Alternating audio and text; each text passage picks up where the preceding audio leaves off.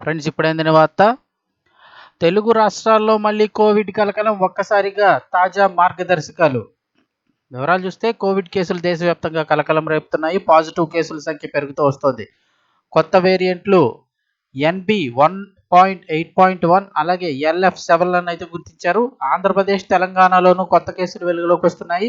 Virus వ్యాప్తి తక్కువగానే ఉన్నప్పటికీ జాగ్రత్తగా ఉండాలని వైద్య నిపుణులు హెచ్చరిస్తున్నారు. దీంతో ఇప్పుడు రెండు రాష్ట్ర ప్రభుత్వాలు అధికార యంత్రాంగాన్ని కూడా అప్రమత్తం చేశాయి. తాజాగా పరీక్షలు, చికిత్సపైన మార్గదర్శకాలను జారీ చేశాయి. అలాగే చూస్తే తెలుగు రాష్ట్రాల్లో కరోనా కేసుల సంఖ్య పెరుగుతోంది. తాజాగా కర్నూలు జిల్లాలో మరో ఇద్దరికి కోవిడ్ పాజిటివ్ నిర్ధారణ అయింది.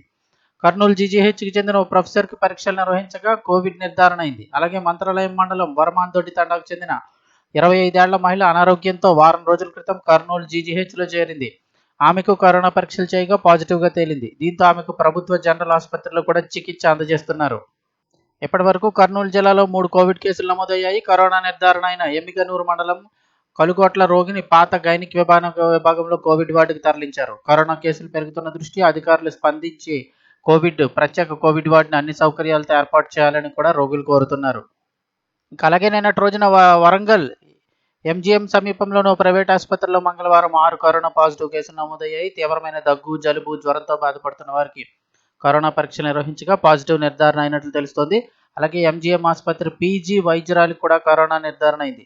నగరంలో ఒకే రోజు 7 పాజిటివ్ కేసులు నమోదు కావడంపై ఆందోళన వ్యక్తమవుతుంది. ఈ విషయంపై వరంగల్ జిల్లా వైద్య ఆరోగ్య శాఖ అధికారి డాక్టర్ సాంబశివరావు స్పందించారు. నగరంలో ఎలాంటి కరోనా కేసులు నమోదు కాలేదని, ఇలాంటి ప్రచారాన్ని నమ్మొద్దని తెలిపారు. కరోనా పట్ల ఎలాంటి ఆందోళన అవసరం లేదని తాము అప్రమత్తంగా ఉన్నామని వెల్లడించారు.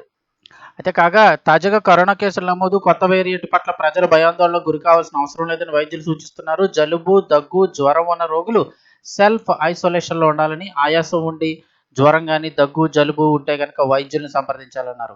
రోగ నిరోధక శక్తి తక్కువగా ఉన్నవారు, అంటే చిన్నపిల్లలు కానీ, వృద్ధులు కానీ, గుండె, కిడ్నీ, క్యాన్సర్, లివర్ వంటి దీర్ఘకాలిక జబ్బులు ఉన్నవారు ఖచ్చితంగా మాస్కులు ధరించి జాగ్రత్తలు తీసుకోవాలని వైద్యులు సూచిస్తున్నారు. ఇటు రెండు తెలుగు రాష్ట్రాల ప్రభుత్వాలు అధికార యంత్రాంగాన్ని కూడా అప్రమత్తం చేశారు. క్షేత్రస్థాయిలో పరీక్షలు, చికిత్సపైన అవసరమైన చర్యలు తీసుకోవాలని నిర్దేశించారు. ఆసుపత్రిలో కోవిడ్ చికిత్స కోసం ప్రత్యేక వార్డులను కూడా అందుబాటులో ఉంచుతున్నారు.